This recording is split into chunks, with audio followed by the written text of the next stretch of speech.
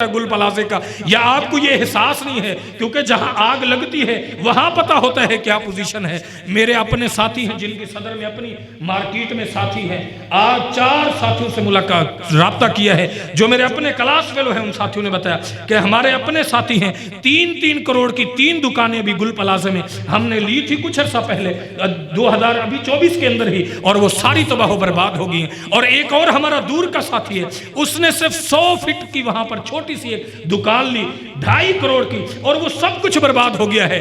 Position کیا ہے؟ Gold کی مارکیٹ بھی ہے، دنیا کی مہنگی ترین قالینیں بھی ملتی ہیں، بیسمنٹ کے اندر کھلونے بچوں کے بہت اعلیٰ قسم کے گفٹ کی وہ بڑی بڑی وہاں بھی ساری دکانیں موجود ہیں۔ اللہ تعالیٰ دکھاتا ہے، ٹھیک ہے تم یہ سمجھتے ہو، کراچی کے لوگ یہ سمجھتے ہیں کہ ہم جس کی یہاں دکان ہو وہ سب سے بڑا خوش نصیب آدمی ہے۔ اللہ کہتا ہے ٹھیک ہے، ذرا یہ تو دیکھو کہ تم میری عبادت کتنی کرتے ہو، میرے راستے میں خرچ کتنا کرتے ہو، میرے راستے میں دیتے کتنے ہو۔ اللہ فرماتے ہیں وَقَالَ لَهُ صَاحِبُهُ وَهُوَ يُحَاوِرُهُ، یہ تو کیوں کہنے لگا ہے کہ میں 25 سال ہو گئے ہیں، ہال روڈ پہ آیا ہوں، میں نے بڑا پلازہ کھڑا کر لیا ہے، بڑی دولت کما لی ہے۔ اللہ فرماتا ہے قرآن کے اندر وَهُوَ يُحَاوِرُهُ أَكَفَرْتَ بِالَّذِي خَلَقَكَ مِن تُرَابٍ ثُمَّ مِن نُطْفَةٍ ثُمَّ سَوَّاكَ رَجُلًا، تو کچھ بھی نہیں تھا، اللہ نے تجھے پیدا کیا ہے، تیرے پاس کچھ بھی نہیں تھا، اللہ نے تجھے دے دیا ہے۔ اللہ قادر ہے کہ سب کچھ ہوتے ہوئے تجھے پھر بھی فقیر کر سکتا ہے۔